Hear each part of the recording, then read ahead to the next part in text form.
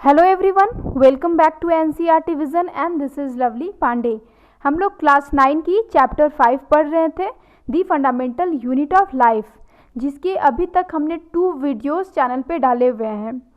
तो अगर जो बच्चे नए होंगे तो अगर उन्होंने चैनल को सब्सक्राइब नहीं किया होगा तो चैनल को सब्सक्राइब कर लेना। अगर एक्सप्लेनेशन पसंद आ रही है वीडियो की तो उसे लाइक करना एंड अपने फ्रेंड्स के बीच में शेयर करना, ठीक है। सबसे पहली तो हमें कल हम जब वीडियोस था हमारा, उसमें से कुछ एरर हो गया था। एरर में क्या, स्मॉल एरर है। जैसे कि हमने देखा था फंजाई के बारे में हमने पढ़ा था, ठीक है। हमने फंजाई के बारे में पढ़ा था कि जो फंजाई है वो क्या एक सेपरेट ग्रुप ऑफ ऑर्गेनिज्म है। तो उसमें हमने पढ़ा था unicellular fungi and multi cellular fungi. तो उसमें हमने मोल्ड के बारे में पढ़ा था, ठीक है। MOLD बोलो या फिर आप MOULD बोलो, बोथ स्पेलिंग्स आर करेक्ट, ठीक है। ये जो है ना स्पेलिंग में डिफरेंसेस वो कंट्री के कारण है। जैसे कोई ब्रिटिश हो गई तो ये ब्रिटिश वाला ये जो हो गया ब्रिटिश स्पेलिंग हो गया, ये कैनेडियन स्पेलिंग हो गया, ठीक है। तो आप जो भी बोलो बोथ स्पेलिंग्स आर करेक्ट। तो इसमें से क्या है, हमने ईस्ट के बारे में पढ़ा था। ईस्ट तो हमारी यूनिसेलुलर फंजा है। इसके साथ साथ हमने मोल्ड के बारे में पढ़ा था, ठीक है। तो जो हमारी मोल्ड है ना, याद रखना वो हमारी मल्टी सेल्यूलर फंजाई है, ठीक है। याद रखना मल्टी सेल्यूलर फंजाई, बस ये है। और एक और है, ये तो थोड़ा सा फनी सा मिस्टेक हो गया इसलिए ना, क्योंकि यहाँ पे देखो अनियन का जो मैंने स्पेलिंग जो हमने डायग्राम बनाया था वहाँ डायग्राम थोड़ा सा हो गया था। देखो रूट जो है ना वो इधर होगी ना अनियन की, तो tip of root of onion यहाँ पे होगी, ठीक है। इस साइड नहीं होगी। इस साइड बनाने में तो फिर ये हो गया क्या, नर्व सेल के जैसा इसका स्ट्रक्चर हो जाएगा, ठीक है। तो ऐसी नहीं होगी, ये क्या होगी, इस साइड होगी tip of root of onion. तो ये देख लेना बस, बाकी ऑल ओवर सब कुछ सही था। इसी तरह अगर कुछ भी मिस्टेक होती है, एरर होती है वीडियो में, तो आपको नेक्स्ट वीडियो में बता दी जाएगी, ओके। और अगर आपको ऐसा कुछ होता है प्रॉब्लम तो आप कमेंट भी कर सकते हो। और इसके साथ साथ एक और है मुझे कहनी है बात, जैसे कि मान लो वीडियो में पढ़ाया जाता है तो इस तरह का ना हाईलाइट किया जाता है लाइन बाय लाइन। तो ऐसा तो नहीं है कि ऐसा लगता है जैसे कि बच्चे को पढ़ाया जा रहा है। अगर ऐसा कुछ प्रॉब्लम है तो वो बोलना। ऐसा तो नहीं जैसे कि यहाँ पे देखो, यहाँ मार्क कर दिए, यहाँ मार्क कर दिए, उसके बाद यहाँ से यहाँ तक जितने भी है समझाया गया इसमें क्या है वो आपको बताया जाए। तो अगर ऐसा है तो उसके लिए भी कमेंट करना, क्योंकि मुझे लगता है कि हाईलाइट करने से क्या होता है, एक तो मैं वीडियो में आती नहीं हूँ, और उससे हाईलाइट करने में क्या होता है ना, जैसे कि ऐसे हाईलाइट कर दिया और फिर उस चीज़ को बता रही हूँ मैं, तो उसे लगता है कि हाँ ये चीज़ पढ़ा जा रहा है। वहाँ पे थोड़ा सा ध्यान क्या है, कॉन्सेंट्रेट होता है, बढ़ता नहीं है, ठीक है। तो बाकी आपकी जो मर्जी है आप कमेंट कर देना अगर ऐसा कोई प्रॉब्लम होगा तो। सबसे पहले हम वहाँ तक चलते, वो जहाँ से हमने ड्रॉप किया था, देखो यहाँ पे हम पढ़ रहे थे कि जो सेल के बारे में हम पढ़ेंगे, उसके स्ट्रक्चर्स को पढ़ रहे थे ना हम। यहाँ पे देखो हम यहाँ पे कौन सी टॉपिक पढ़ रहे थे, व्हाट आर दिस स्ट्रक्चर्स में हम पढ़ रहे थे। सेल में क्या होती है, ऑर्गेनेल्स होती हैं, उनके जो सेल के कंपोनेंट्स होते हैं उन्हें हम ऑर्गेनेल्स कहते हैं, ठीक है। उन्हें हम क्या कहते हैं, ऑर्गेनेल्स कहते हैं। और यहाँ पे हमने क्या पढ़ा था, हमने ये पढ़ा था कि जो ऑर्गेनेल्स हैं वो अलग अलग सेल में डिफर नहीं करती हैं।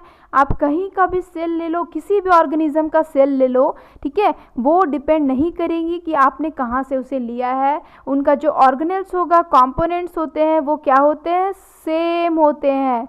तो इस तरह से हमारा काम जो है थोड़ा सा पढ़ाई आसान हो गया कि हमें अलग अलग ऑर्गेनिज्म के सेल का स्ट्रक्चर नहीं पढ़ना पड़ेगा। किसी एक सेल का स्ट्रक्चर पढ़ लोगे सभी के लिए वो कॉमन हो जाएगी। अब यहाँ पे देखो ये जो इंडेक्स में 2 क्वेश्चंस दिए हुए हैं, who discovered cells and how, किसने डिस्कवर किया है सेल की, तो रॉबर्ट हुक हो गए हमारे। कब किए थे उन्होंने, 1665 में उन्होंने इसका डिस्कवरी किया था। और फिर जो सेकेंड वाली है हमारी कि जो सेल को हम कहते हैं structural and functional unit of life, तो यहाँ पे आपको इसके बारे में नहीं समझाया जाएगा, इसलिए क्योंकि already first video 1 and video 2 में इसको लेकर बहुत सारा डिस्कशन हो चुका है, ठीक है। तो अगर आपको देखना होगा तो ऊपर देखना आई बटन आपको दिख रहा होगा, यहाँ पे देखना आपको, यहाँ पे देखना आपको आई बटन दिख रहा होगा, इस जगह पे आई बटन दिख रहा होगा, उस पर क्लिक करना, पिछले वाली वीडियोस खुल जाएंगी, ठीक है। और जो वीडियो एंड होगी तो सब्सक्रिप्शन का बटन मिलेगा और उसके बगल में एक प्लेलिस्ट का आएगा, तो ये जो चैप्टर है हमारी उसका प्लेलिस्ट आपको वहाँ से मिल जाएगा, 2 वीडियोस जो इसके पहले वाले मिल जाएंगे, ठीक है। और फिर इसका रिटन फॉर्म अगर हम देखना चाहेंगे तो इसके लिए एक अलग सा हम वीडियो लेते आएंगे, जिसमें से हम इंडेक्स की क्वेश्चन लेते आएंगे और एक में हम एक्सरसाइज की क्वेश्चन को डिस्कस कर लेंगे रिटन फॉर्म में, ठीक है, जैसे कि हमने चैप्टर फर्स्ट के साथ किया था। अब यहाँ पे देखो आज का हमारा टॉपिक क्या होगा कि cell made up of, cell किससे बनी हुई है, एंड जो सेल का जो स्ट्रक्चरल ऑर्गेनाइजेशन जो है सेल की वो क्या है, ठीक है, तो वो आज हम पढ़ेंगे। यहाँ पे देखो हमने ये देखा कि जो सेल है उसमें से स्पेशल कंपोनेंट्स होती हैं, ठीक है, हमने वही देखा था पिछले वाली वीडियो में, एंड उन कंपोनेंट्स को हम ऑर्गेनेल्स कहते हैं। अब हम यहाँ पे पढ़ने वाले हैं कि आखिर ये जो ऑर्गेनेल्स है वो कैसे ऑर्गेनाइज्ड रहती हैं, ठीक है। अब यहाँ पे देखो, if we study a cell under a microscope we would come across 3 features. अगर आप कोई भी माइक्रोस्कोप के अंडर में सेल को पढ़ो, ठीक है, मैं किसी भी माइक्रोस्कोप की बात कर रही हूँ, कोई मैग्नीफाइड जो इमेज दे माइक्रोस्कोप, जैसे कि हमारा कंपाउंड हो गया, इलेक्ट्रॉन हो गया, तो वो सब की नहीं बात कर रही हूँ। जैसे कोई भी अगर आप माइक्रोस्कोप ले लो जो कि बहुत ही ज़्यादा इवॉल्व नहीं है, डेवलप नहीं है, तो उसमें हमें क्या है 3 फीचर्स ऐसे दिखेंगे जो कि क्लियरली हम जो है वो देख सकते हैं। एंड वो 3 फीचर्स हमारे क्या होंगे, वो 3 फीचर्स जो हर एक सेल में पाए जाते हैं वो होंगे हमारे प्लाज्मा मेम्ब्रेन, वो होंगे हमारे न्यूक्लियस, वो होंगे हमारे साइटोप्लाज्म, ठीक है। अब यहाँ पे देखो इनका काम क्या है, तो जितने भी सेल के अंदर एक्टिविटीज़ होते हैं एंड सेल का इंटरेक्शन विथ इट्स इन्वायरमेंट, ठीक है, सेल का इंटरेक्शन विथ इट्स इन्वायरमेंट कहने का मतलब है कि सेल के अंदर देखो, हम जानते हैं ना कि सेल के अंदर भी लाइफ प्रोसेसेस होती है, तो लाइफ प्रोसेसेस कहने का मतलब क्या है कि इसके अंदर भी रेस्पिरेशन होगा, इसके अंदर भी डाइजेशन होगा, तो कोई भी फूड का अंदर से बाहर जाना, फिर एयर हो गई, ऑक्सीजन हो गई, CO2 हो गई, तो उसकी जो भी होगी प्रोसेस अंदर से बाहर जाना, बाहर से अंदर होना, ठीक है। और ये बाहर हमारा है क्या, ये हमारा बॉडी हो गया, हमारा खुद का बॉडी हो गया, या तो फिर ये सेल जिस भी ऑर्गेनिज्म का है, या तो फिर ये किसी प्लांट का है, तो ठीक है, तो वो उसके लिए वो एनवायरनमेंट हो जाएगी। तो इस तरह से सेल का इंटरेक्शन विद इट्स एनवायरनमेंट, ये सभी एक्टिविटीज़ जो हैं सेल के वो इन्हीं सब फीचर्स के कारण ही क्या है होती हैं, पॉसिबल होती हैं। अब हम देखेंगे ओके होती हैं, बट कैसे होती हैं, तो 1 बाय 1 पढ़ते हैं। यहाँ पे देखो सबसे पहले हम पढ़ते हैं प्लाज्मा मेम्ब्रेन, और ये जो प्लाज्मा मेम्ब्रेन है ना हमारी, हम उन्हें सेल मेम्ब्रेन भी कहते हैं।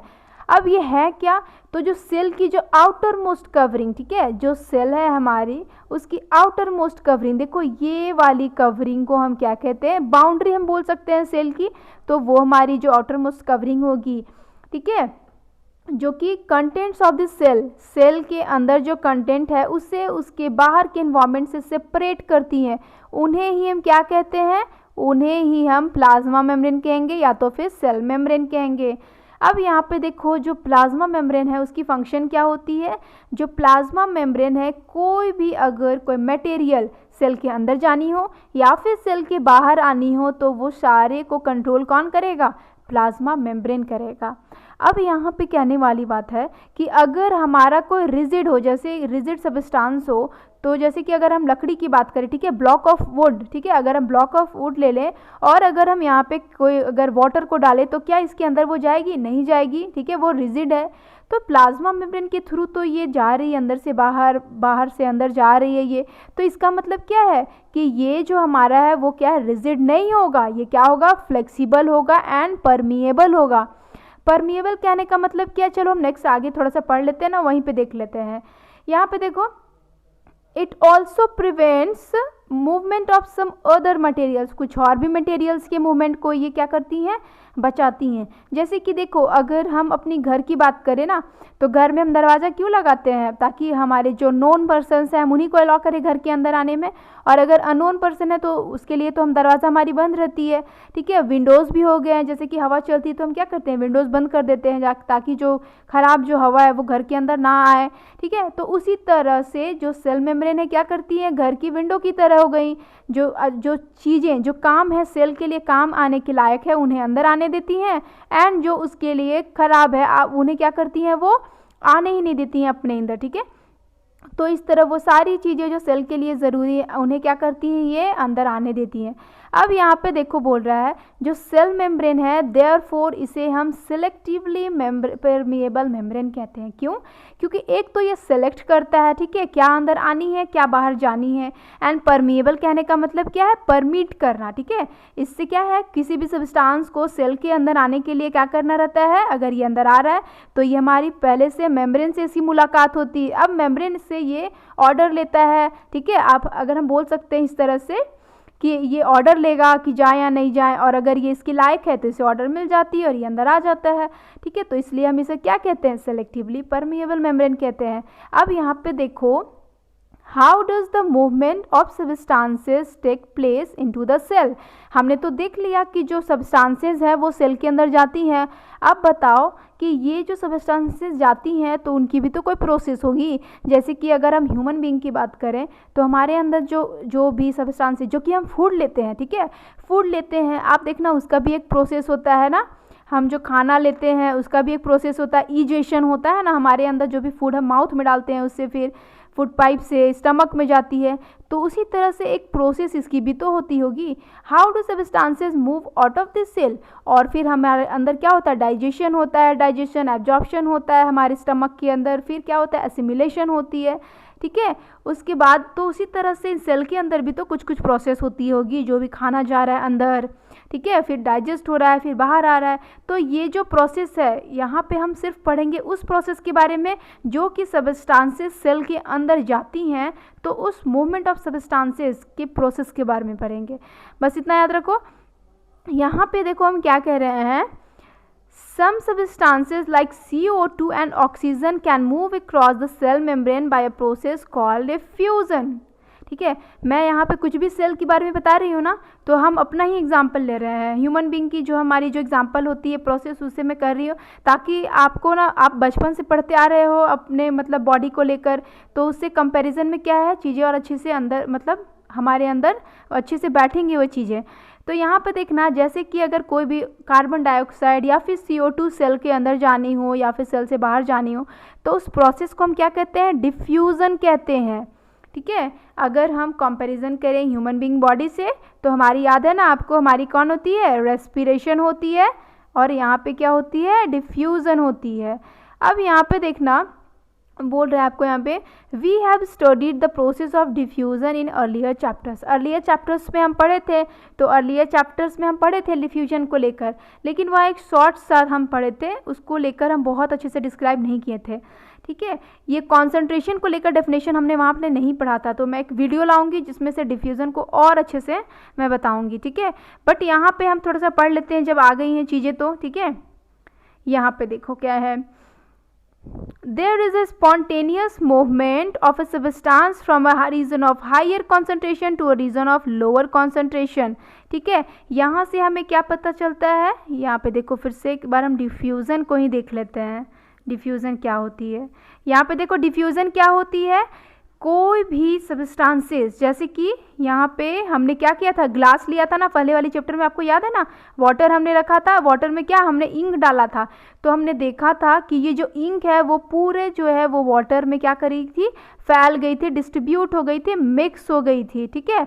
तो ये जो डिफ्यूज़न है हमारा वो क्या है, डिफ्यूज़न हमारा कोई भी सब्सटेंस जो हायर कॉन्सेंट्रेशन से लोअर कॉन्सेंट्रेशन की तरफ जाती है, डिफ्यूज़न क्या कहते हैं, movement of substances from higher concentration to lower concentration, ठीक है। डिफ्यूज़न क्या हो गई हमारी, movement of substance from a region of higher concentration to a region of lower concentration. बस ये याद रखना। अब ये नहीं समझ में आया हाई कॉन्सेंट्रेशन क्या है, लोअर कॉन्सेंट्रेशन क्या है, तो एक काम करेंगे, हम जो वीडियो लाएंगे शॉर्ट वीडियो कल या फिर कल ही, या फिर मैं कल ही दे दूंगी, ज़्यादा अच्छा रहेगा, ठीक है। तो वो शॉर्ट वीडियो 5 मिनट का रहेगा, तो उसमें समझ में आ जाएगा। यहाँ पे देखो जो इंक है वो क्या करेगी, पूरा फैल जाएगी। यहाँ पे इंक क्या है, उसकी कॉन्सेंट्रेशन ज़्यादा है और वाटर में बहुत कम है, वाटर में तो इनफैक्ट है ही नहीं, तो इसका रीजन से इस रीजन में फैलना हमारा क्या हो गया, डिफ्यूज़न हो गया। तो इस तरह से हम देख लेते हैं कि जो इस तरह से जो डिफ्यूज़न होती है ना हायर कॉन्सेंट्रेशन से लोअर कॉन्सेंट्रेशन में, वो स्पॉन्टेनियस होती है। स्पॉन्टेनियस कहने का मतलब क्या है, देखो स्पॉन्टेनियस कहने का मतलब क्या है कि जब इसमें आपने इंक डाला और ये पानी में फैली तो आपको कोई भी एक्सटर्नल फोर्स लगाने की ज़रूरत पड़ी नहीं पड़ी, ये अपने आप आपने कुछ मिनट्स के बाद देखा कि ये पूरे पानी में फैल गई। कहने का मतलब क्या, स्पॉन्टेनियस है, ये अपने आप होती है, इसको किसी भी external environment, external pressure, external force की ज़रूरत नहीं है। ठीक है, अब यहाँ पे देखो हमने कहाँ तक पढ़ा था, स्पॉन्टेनियस मूवमेंट है सबस्टांस की। ठीक है, अब यहाँ पे देखो something similar to these happens in cell, इसी तरह से सेल में भी होता है। जैसे कि हम पढ़ते हैं कैसे, जैसे कि हमारी CO2 हो गई। ठीक है, CO2 क्या है, जैसे कि हमारे बॉडी का वेस्ट होता है कार्बन डाइऑक्साइड, उसी तरह सेल्यूलर वेस्ट भी क्या है, कार्बन डाइऑक्साइड है। क्यों, क्योंकि जो हमारी बॉडी है उसकी तो बेसिक यूनिट है सेल, तो उसकी भी जो वेस्ट प्रोडक्ट है वो CO2 है और उसे सेल के बाहर एक्सक्रीट करना होगा, हटाना होगा। तो वो क्या होती है कि जब वो सेल के अंदर उसका कॉन्सेंट्रेशन हाई हो जाता है, जैसे कि हम यहाँ देख लेते हैं, ये हमारी सेल हो गई। ठीक है, और सेल के अंदर हमारा ये क्या हो गया, CO2 हो गया, तो इसकी कॉन्सेंट्रेशन हाई होगी और इन्वायरमेंट में इसके कंपैरिजन में क्या है, कॉन्सेंट्रेशन हमारी यहाँ पे लो है। तो जो CO2 क्या करेगी, इस रीजन से इस रीजन में आएगी, तो उसे हम कहेंगे डिफ्यूज़न। तो इस तरह से डिफ्यूज़न के थ्रू CO2 बाहर आ गई। उसी तरह हमारी क्या होगी, सेम एग्जैक्ट हमारा ऑक्सीजन के साथ होगा। ये क्या है हमारा, ये जो मैं बार बार ड्रॉ कर रही हूँ ना, ये न्यूक्लियस है। ठीक है, अब यहाँ पे देखना, यहाँ पे हमारा O2 हो गया, ऑक्सीजन, तो उसमें क्या हो जाएगा, इसका कॉन्सेंट्रेशन यहाँ पे कम है और जो हमारा इन्वायरमेंट है उसमें कॉन्सेंट्रेशन उसका क्या है, वो ज़्यादा है। तो यहाँ से क्या हो जाएगा, O2 इधर चला जाएगा, तो इस तरह से ऑक्सीजन अंदर चली गई एंड CO2 बाहर आ गई with the process of diffusion. हमने ये देख लिया। अब देखो यहीं पे आपको समझाया जा रहा है कि इसी तरह से सेम होती है सेल में।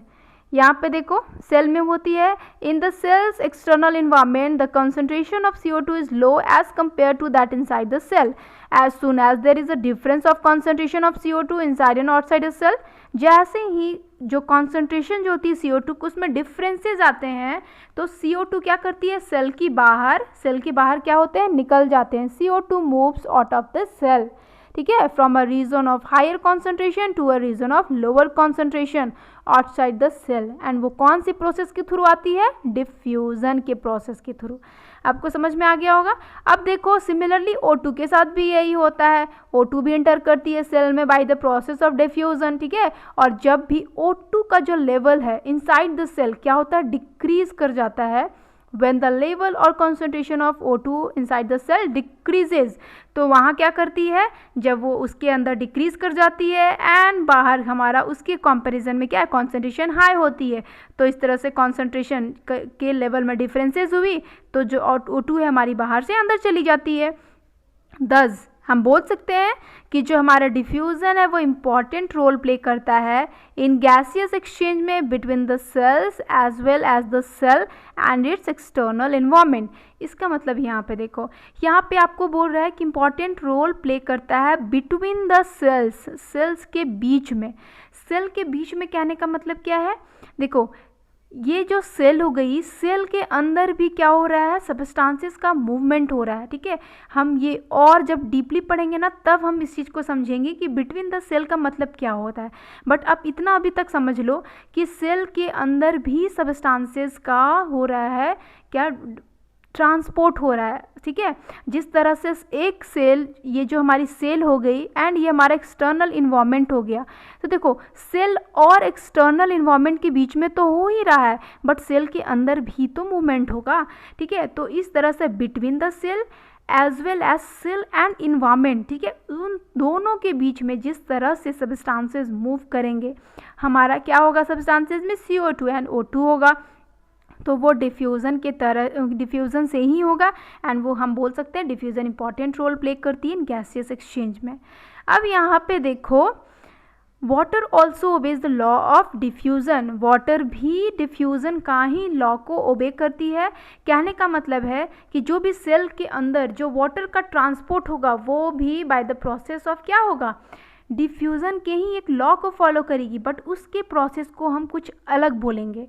तो दैट मीन्स हम बोल सकते हैं कि जो जिस भी प्रोसेस से वाटर जाएगी सेल के अंदर या फिर सेल से बाहर आएगी वो एक डिफ्यूज़न का ही टाइप होगा, ठीक है, बट वो कुछ अलग होगा। हम देखते हैं the movement of water molecules through such selectively permeable is called, ऐसे सेलेक्टिवली परमिएबल कहने का मतलब क्या हो गई, हमारी प्लाज्मा मेम्ब्रेन। तो उससे जो वाटर की मूवमेंट हो गई, उस प्रोसेस को हम क्या कहते हैं, उस प्रोसेस को हम कुछ और नहीं कहते हैं, उसे ही तो हम ऑस्मोसिस कहते हैं, ठीक है, ऑस्मोसिस उसे ही हम कहते हैं। अब हम बोल सकते हैं ऑस्मोसिस क्या हो जाएगी हमारी, तो मूवमेंट हो गई वाटर की from higher concentration to lower concentration. क्यों, क्योंकि हमने डिफ्यूज़न में भी तो यही पढ़ा था, अभी देखो बुक में भी वही लिखा हुआ है, हम पढ़ते हैं आगे। The movement of water across the plasma membrane is also affected by the amount of substance dissolve in water, ठीक है। अब यहाँ पे देखो हमने डिफ्यूज़न में पढ़ा था कि कुछ भी सबस्टांसेस उसमें डिज़ोल्व है या नहीं, कोई फ़र्क पड़ रहा है, उस सबस्टांसेस का तो वहाँ पे नाम भी नहीं आया था डिफ्यूज़न में। बट यहाँ पे देखो ये हमारी ऑस्मोसिस हो गई, ऑस्मोसिस में उसके अंदर क्या सबस्टांसेस डिज़ोल्व है, सॉल्यूशन जो भी हम लेंगे सॉल्यूशन, जहाँ पे ऑस्मोसिस होगी हमारी वहाँ पे क्या सबस्टांसेस डिज़ोल्व है उस पर भी वो डिपेंड करेगी। अब यहाँ पे देखो ये क्या बताया जा रहा है उसे हम देख लेते हैं। पहले मैंने पहले आपको यहाँ पे समझा देती हूँ क्योंकि बुक में उतना अच्छे से यहाँ पे भी नहीं दिया हुआ है। जैसे कि देख लो, हम सबसे पहले सॉल्यूट और सॉल्वेंट के बारे में आप सब जानते होंगे, सॉल्यूट और सॉल्वेंट यहाँ पे यूज़ होगा।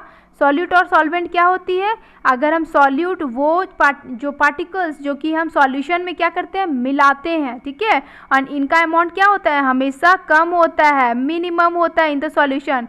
एंड जो सॉल्वेंट है वो क्या होते हैं, वो हमारे मेनली लिक्विड पार्टिकल्स होते हैं, बट हम ऐसा फिक्स नहीं बोल सकते हैं कि वो लिक्विड ही होते हैं, ठीक है। हम सॉल्यूट को क्या करते हैं सॉल्वेंट में मिलाते हैं, मिक्स करते हैं, तभी जाके हमारा क्या करता है ये दोनों मिलते हैं एंड एक सॉल्यूशन हमारा तैयार होता है।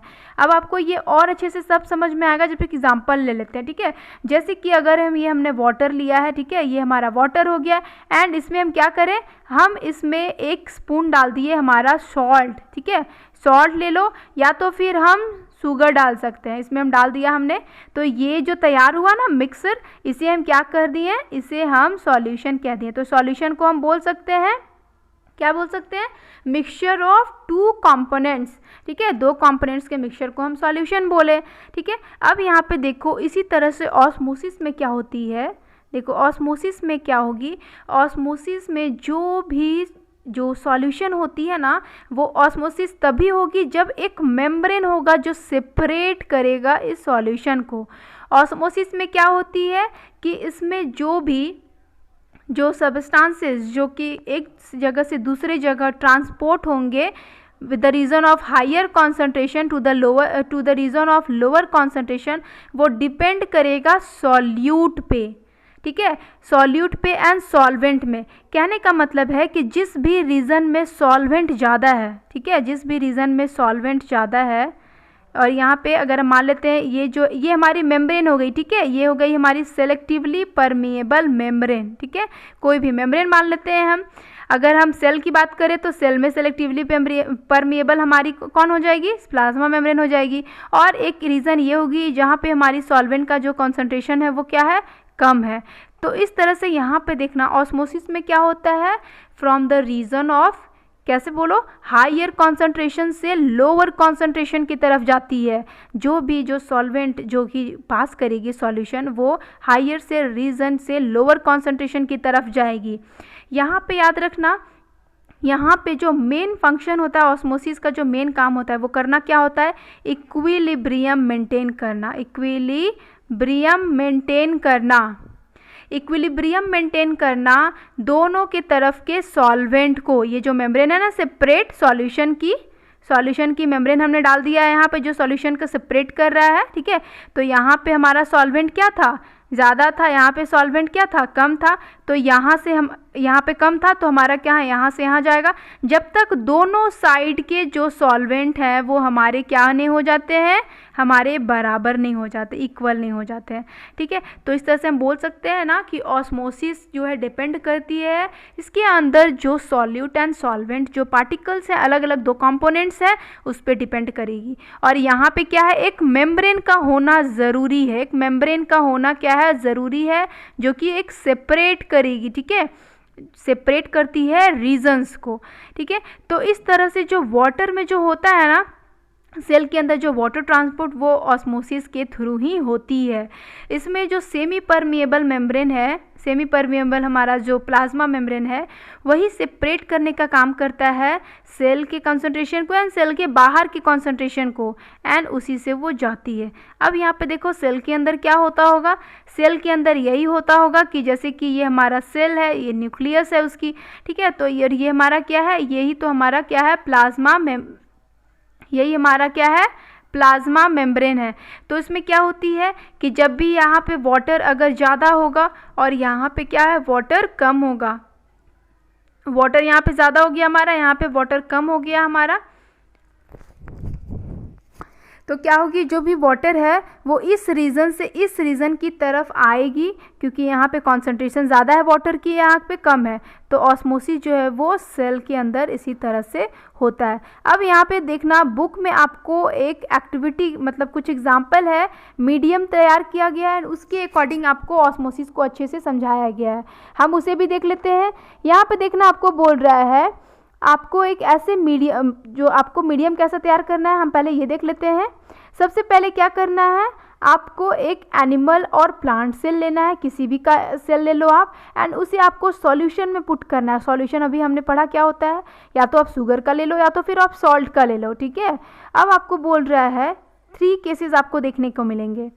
क्या करना है, उसे जब आपने डाल दिया तो ऐसा हो सकता है कि जो पहला मीडियम हमारा क्या होगा, if the medium surrounding the cell has a higher water concentration, ठीक है, दैन द सेल। कहने का मतलब क्या है, जो पहला वाला केस होगा ना हमारा, उसमें क्या होगा, मीडियम में जो वाटर का कंसंट्रेशन है वो ज़्यादा होगा दैन सेल के अंदर की। ठीक है, तो उसमें से वो जो केस है, तो वैसे केस को हम क्या बोल सकते हैं कि जो आउटसाइड सॉल्यूशन है वो बहुत ही डाइल्यूट है। डाइल्यूट कहने का मतलब क्या हो गया, यहाँ पे हमारा वाटर हो गया।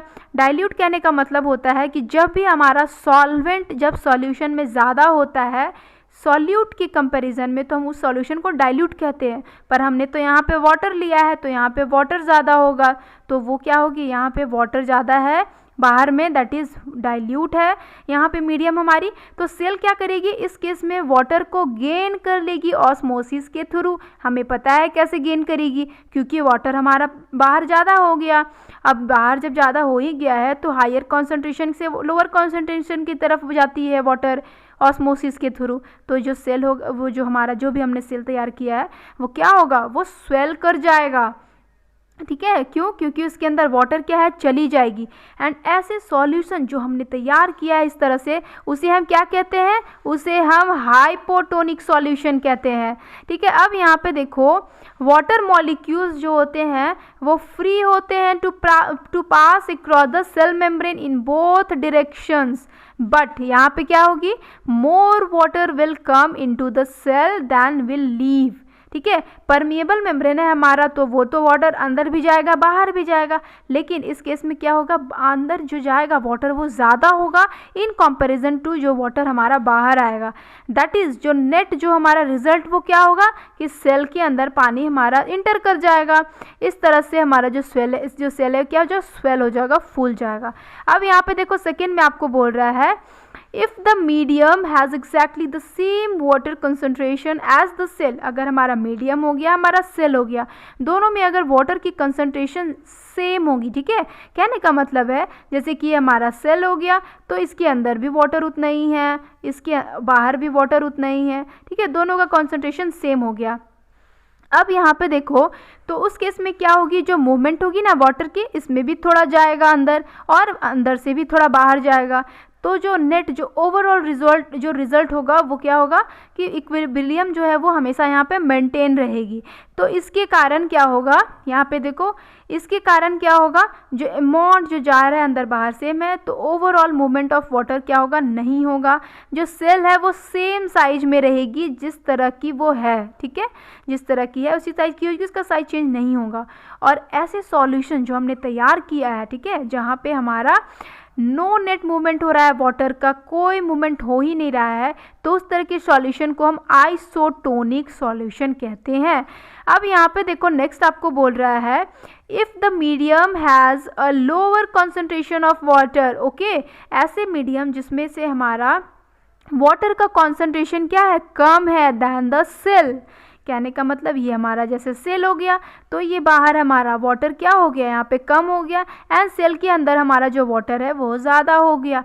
तो उस केस में क्या होगा, वही नेक्स्ट अपोजिट रिवर्स होगा कि जो वाटर है वो क्या होगी, अंदर से बाहर आ जाएगी। और आपको पता है जब अंदर से बाहर हो जाएगी तो अगर ये जो भी चीज़ हमने ली, जो सेल हमने लिया है, तो इसी क्या हो जाएगा, पिचक जाएगी, ये क्या जाएगी, श्रिंक कर जाएगी, इसका जो शेप है वो क्या होगा, मतलब एक्सट्रैक्ट हो जाएगा, कम हो जाएगा, ठीक है। तो ऐसे सॉल्यूशन जो हम तैयार करेंगे, ऐसा मीडियम, ठीक है, तो वैसा हम सॉल्यूशन को क्या कहेंगे, हाइपरटोनिक सॉल्यूशन। और इस केस में क्या होगी आप बताओ, वहाँ पे तो सेल फुल जा रही थी ना पहले वाली केस में, बट यहाँ पे तो रिवर्स हुआ है, तो इस केस में क्या होगा, ऑब्वियसली हमारा जो सेल है वो श्रिंक कर जाएगा, क्योंकि जो पानी है वो अंदर से बाहर आ रहा है। तो दस हम बोल सकते हैं कि ऑस्मोसिस क्या है, डिफ्यूज़न का ही एक स्पेशल केस है, ठीक है। और इस केस में जो ऑस्मोसिस हो रहा है उसमें हमारा जो मेन रोल प्ले कर रहा है वो कौन कर रहा है, बस वही सेलेक्टिवली परमिएबल मेम्ब्रेन, हमारा प्लाज्मा मेम्ब्रेन। अब यहाँ पे देखो आपको बोल रहा है कि कुछ एक्टिविटी हमें ट्राई करने को बोल रहा है। आई होप आपको ये समझ में आया होगा। फिर भी अगर किन्हीं को कन्फ्यूज़न होगा डिफ्यूज़न और ऑस्मोसिस में, अभी भी कोई फ़र्क हो, मतलब लग रहा होगा कि क्लियर नहीं हुआ है, तो आप बोल सकते हो, कमेंट कर सकते हो। उसके लिए शॉर्ट वीडियो डिफ्यूज़न के लिए जैसे लाया जाएगा, ऑस्मोसिस के लिए भी ले आया जाएगा, ठीक है। यहाँ पे देखो ऑस्मोसिस को लेकर एक यहाँ पे दिया हुआ activity, but I think video थोड़ा लंबा चला जाएगा, तो इसको मैं यहीं पे एंड कर देती हूँ, ठीक है। नेक्स्ट जो हम वीडियो स्टार्ट करेंगे ना, वो इस एक्टिविटी को लेकर ही स्टार्ट करेंगे, एक्टिविटी 5.3 को लेकर। आई होप एक्सप्लेनेशन आपको समझ में आए। अगर कोई प्रॉब्लम होगा, इशू होगा तो कमेंट करना, नहीं तो मेरा इंस्टाग्राम का आईडी जो का लिंक जो है वीडियो डिस्क्रिप्शन में डाला हुआ है, वहाँ से मुझे कांटेक्ट करके आप मैसेज में बता सकते हो। अगर ऐसा कुछ प्रॉब्लम है तो मैं पूरा कोशिश करूँगी, मैं कोशिश क्या करूँगी, आप अगर बोलोगे तो मैं उसे इम्प्रूव ही करूँगी, ठीक है, इम्प्रूव करके दिखाऊँगी आपको, ताकि आपको अच्छा से समझ में आए। स्टडी एट होम कंफर्टेबली अपने फ्रेंड्स के बीच में वीडियो को ज़रूर शेयर करना, ठीक है। घर पे आराम से खुशी खुशी पढ़ो with NCERT Vision by Lovely Pandey. Take care and bye bye.